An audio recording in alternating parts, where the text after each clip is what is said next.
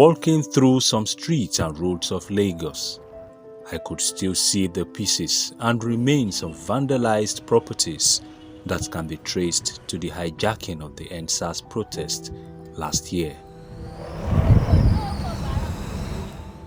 How did it all start?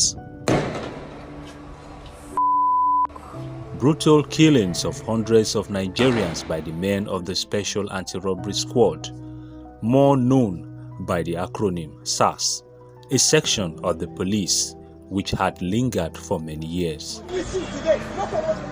The squad was also accused of other forms of rights violation, which include harassment of citizens and extortion.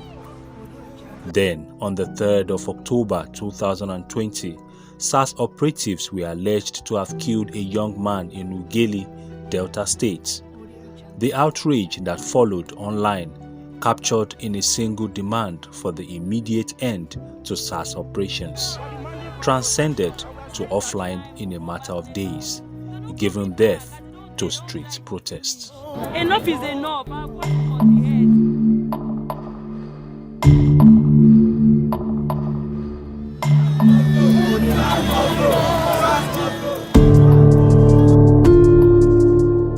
Chanting for all the demands by the protesters to be met filmed the air as youth, so numerous to count, occupied major cities, streets and roads in Lagos, Abuja and other states for weeks. The agitation was later expanded beyond police brutality, and good governance was also in demand. We are back on the streets if we do not see SARS completely abolished. But it all got to a crescendo on this fateful day in Lagos. The event on the evening of Tuesday 20th of October 2020 at the Lekki toll gate area of Lagos held the nation spellbound. It announced the location to the world, but not for a good reason.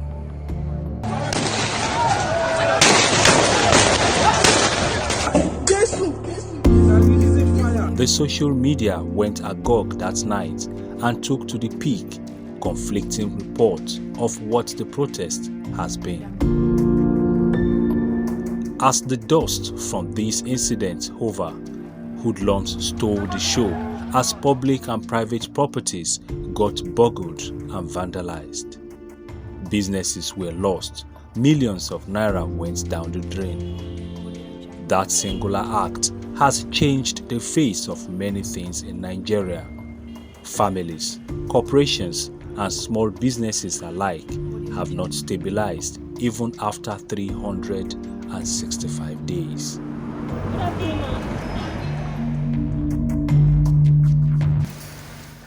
This is Joshua Samuel. He says he was among those who stood when soldiers arrived to disperse protesters at the Lekki toll gate. Before that day, he was a young man with many aspirations, one of which to become a musician, but all those have so far become shattered. He lost contact with his friends whom he was living with when he returned from the hospital where he was treated for injuries sustained from bullet wounds. He took me to where he now sleeps under the staircase. His dream for a better life has nosedived, albeit for the moment. I'm trying to cope up with the new life I see myself in, because everything is new to me. I don't have any option than to follow it the way I see it. Kept me in the streets. There's no roof under my head. Anytime rain is falling, it's on me. Even when I'm sleeping at night, I hardly find food to eat. I try to work because they warned me in the hospital I should not try and work for complete 1 year. But when things are very difficult, I try to work in one way or another so I can have something at least to eat. It is a year now, and Joshua is still dealing with the aftermath of that evening. He now survives on whatever comes his way as his health condition has continued to depreciate. Like, I'm having a heart problem. If I bend down, it's as if my heart wants to fall. I hardly make control of it, and that's why I stay out of people, because I easily get angry nowadays. I sometimes I'll sit down, I'll be crying to myself, like I don't understand the kind of life I'm living anymore, because this is not who I am. He was at the Lekki EndSARS panel of inquiry to present his claims with the hope of being compensated for the pieces of his life to be picked up again. But he says justice is yet to smile on him. Living in the street without roof under my head, like it takes only the grace of God that makes me to keep on moving like this, because it has not been easy for me. Most times when I think about it, and that anger inside me, like anybody that talks to me or anybody, like I enter anybody, like I'm mad. I don't want to hear, but people want to know why I'm doing that. Some people think I'm mad or something like that. Will Joshua Samuel, among hundreds of those still walking the streets of Lagos with trauma, ever forget the incident of the day? The question seems rhetorical.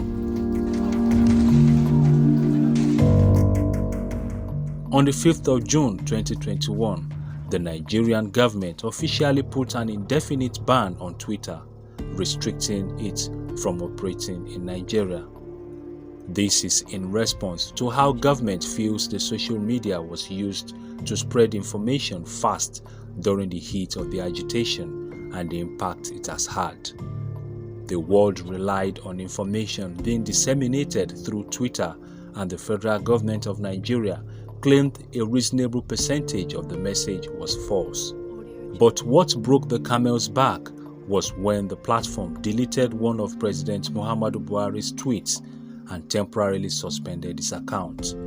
Then, the drastic decision to ban Twitter.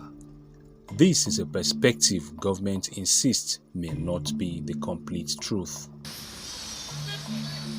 Many Nigerians have since been counting their losses given the Twitter suspension in Africa's most populous country. The suspension tells on businesses and individuals who use the platform for commercial and social activities. According to available statistics, Nigeria has 120 million internet users, and about 40 million of them have a Twitter account, representing 20% of the country's population. It was also a major tool for the fight against police brutality during the EndSARS movement.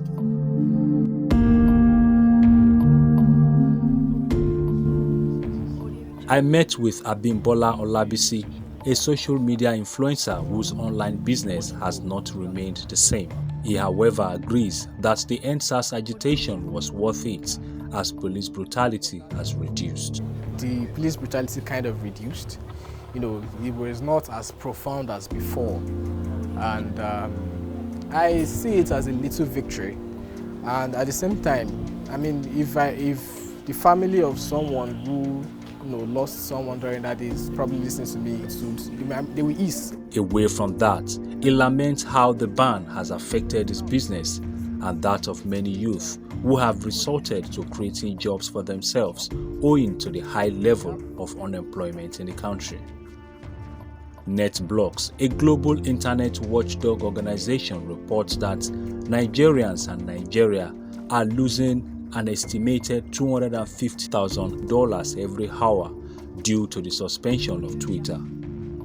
Twitter, which serves many business purposes ranging from networking, advertising, and job hunting, has now contributed to a daily loss of $6 million. There are people who don't have shops, they don't have physical shops. You can be in your house and if it's food you're selling or shoes or whatever you're selling, and your shop is Twitter or Instagram or social media, you are selling whatever you're selling from there. And then, the government comes and say, these people, they disturb us, so no more Twitter. Basically, it's like no more shop for you. And now the thing is, it's not everybody that is using VPN or can access VPN, or they just can't be bothered, because you pay for your data, you buy fuel, you pay for light, and then you now say you want to pay for VPN on top of the bills that you already have. So there are a lot of people who just don't bother again. In a way to cushion the aftermath of the EndSARS agitation on businesses hijacked by hoodlums, the Lagos State government announced that it supported a total of 1,835 businesses affected by the protest mayhem with a sum of more than 900 million naira. This was according to the Commissioner for Wealth Creation and Employment in Lagos, Mrs. Yetunde Arobieke. But the Lagos State government also had a share of the loss, as many public facilities were vandalized by hoodlums.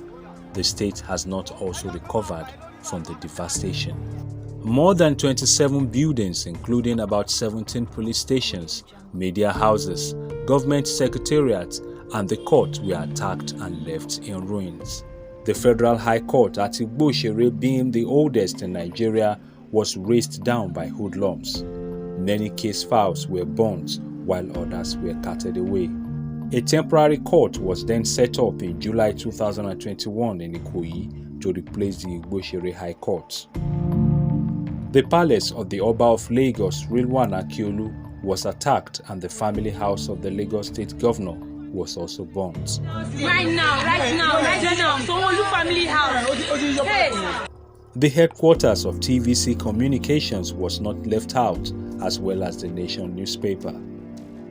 The hoodlums extended their attacks to the Lagos State bus terminals at Onigbo, Yaba, and Ujobi Bega. Several buses were set ablaze. This is the Lagos Theatre, one of the 4 theatres built with millions of naira here in Lagos. And this particular one is at Oregun area of Lagos. It was vandalized, destroyed, and razed by hoodlums during the EndSARS protest last year. And since then, the Lagos State government has not revisited this place, leaving theatre shows to be taken to the other 3 Lagos theatres at Ekpe, Badagry, and Igondo, far away from the capital of Lagos, Ikeja. It was disclosed that Lagos State would need about 1 trillion naira for the reconstruction and repair of the properties and infrastructure that were vandalized and destroyed by hoodlums. They also carted away with ammunition from some of the police stations attacked and vandalized, but the Commissioner of Police in Lagos made it clear that the looted guns were recovered. In the course of using our scientific way of identifying and arresting those who claim to be EndSARS, the criminals that hijacked EndSARS peaceful protests and unleashed mayhem, attacked police stations, bomb police stations now, disappeared some of our arms. So we have scientifically now uploaded the videos where such things happened, and gradually we arrested them. And not only that, recovering some of the items. A lot of arms and ammunition were carted away during that period.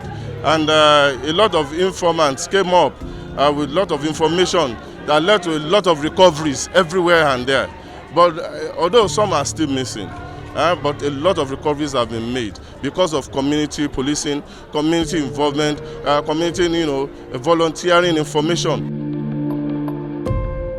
The police had announced that Special Weapons and Tactics SWAT would take over duties that were performed by the defunct Special Anti-Robbery Squad, and they swung into action, but many Nigerians expressed mixed feelings about the decision. Approach the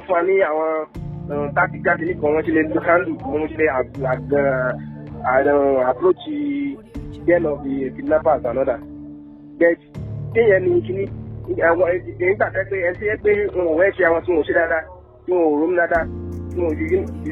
no even time for this. Last video for the OBD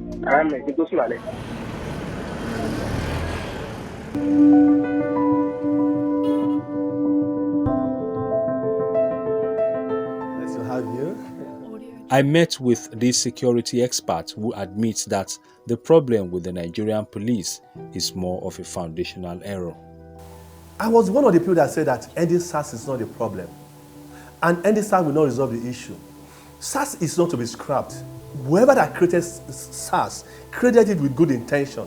And SARS were doing a great job. Unfortunately, like we always say in this part of the world, in every apostle or disciples, you must only have a Judas. I, as a security consultant, I work closely with the police. And I keep saying it. The job the SARS were doing, that the day we are going to stop SARS, we're going to have issue. Now, what was the problem to me was lack of leadership about SARS. Where SARS became a mini god. SARS became, they became so powerful on their own. Which, I said again, we didn't learn a lesson in that. Every successive IG didn't play a good role with controlling that unit of the police. SARS is a unit, for crying out loud, not even the entire police, but that gone. So when they say they want to create a SWAT, we smiled, we laughed. They started training inside the bush and we're seeing it like a Boy Scout stuff. I don't want a security company, for crying out loud. I know what it takes to train a security. Talk less of that training. At the end of the day, nothing has come out of it. What they did was just change uniform. Richard Amua says the police may not have learnt their lessons, as it will take a collective effort to put things in the right perspective. Do you know how many times we're talking about community policing, having this, having that, and it keeps failing? Do you know why? Because the foundation, the root is not properly put in place. And we're going to continue to have police brutality, Ola, as long as police do not see themselves as being professional. Today, what we have today in so many places is occupational police people. People who, out of lack of job, want to become a police officer, not because of the fact that I want to serve my country. It's a partnership. If Lagos State government put its entire budget on security, sir, it can never be enough. Go and check or Google how much is a gun boat. How much is APC? When I say APC, I'm talking about armored vehicle carrier. Go and check it. Go and check how much it costs with this present 550 naira per dollar. But yet, you could see people, this Lagos State government keep providing it. So what I'm saying is that people need to, Yalakara, Yalata, civil servant, you that is working, we need to put little contribution to police.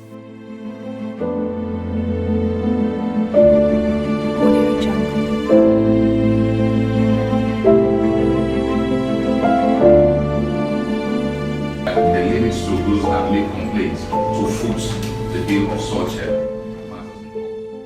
On October 19, 2020, the Lagos State government set up a 9-man judicial panel of inquiry to investigate cases of brutality and human rights violations perpetrated by operatives of the Nigerian police force and the dissolved Special Anti-Robbery Squad.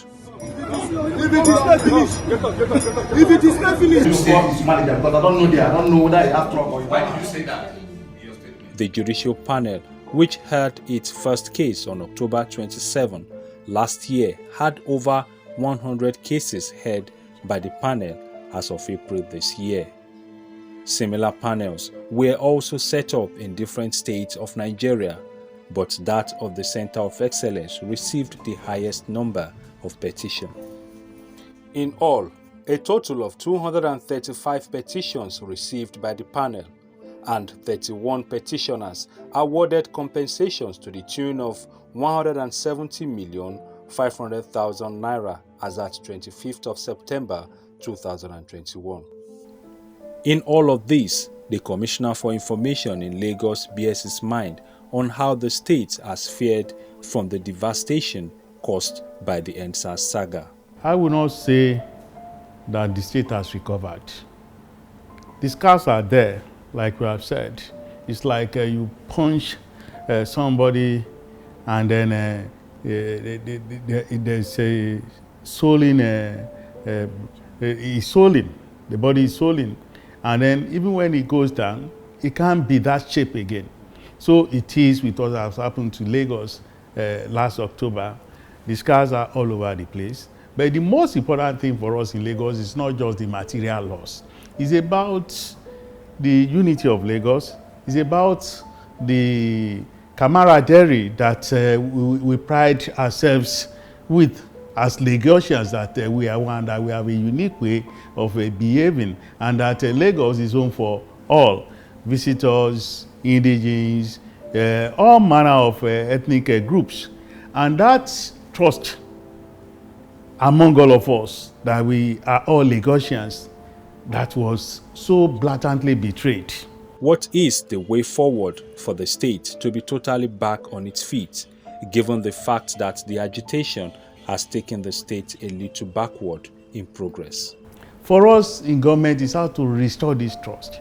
Is how to throw away the kind of suspicion that the events of last October brought.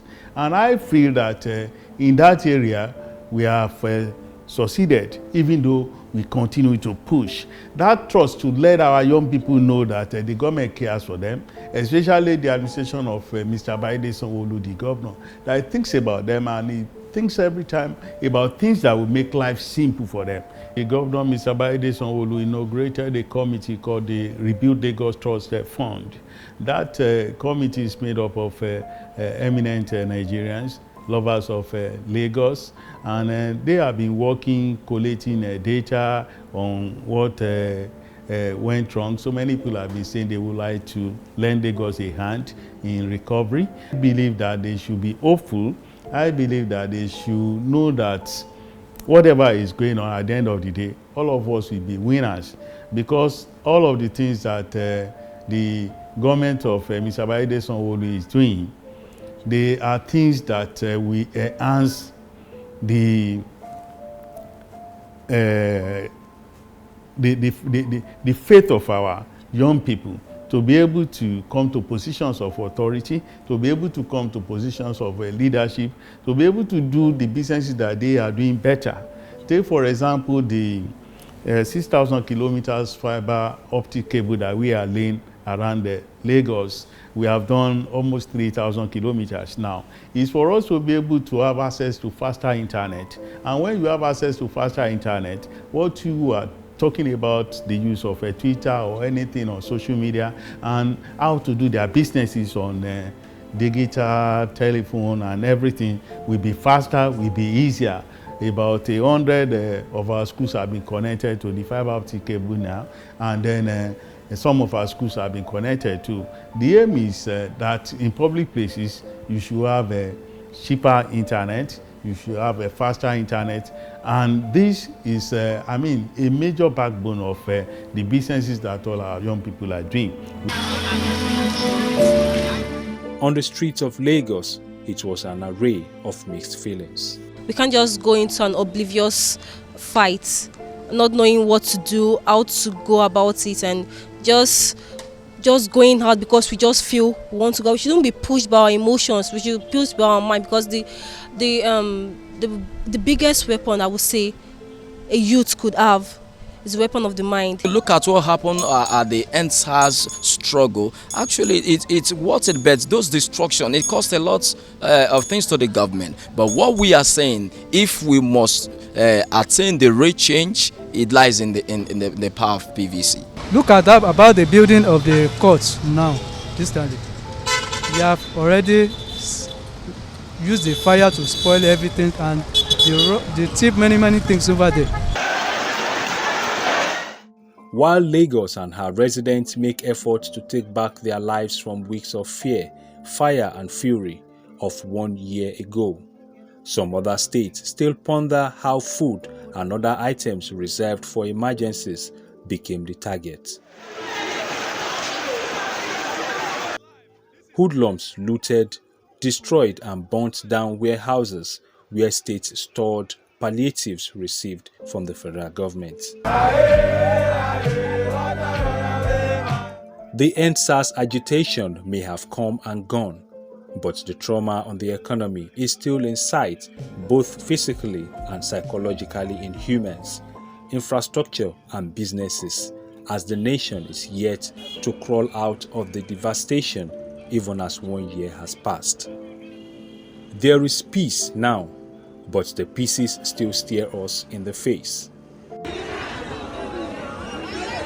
But one thing is certain, History will never forget once upon a struggle of youth that shut down Nigeria and with it many lives, private and public businesses and institutions in the year 2020. History will also remember that there was a protest that knew how it began, but no idea of how it ended.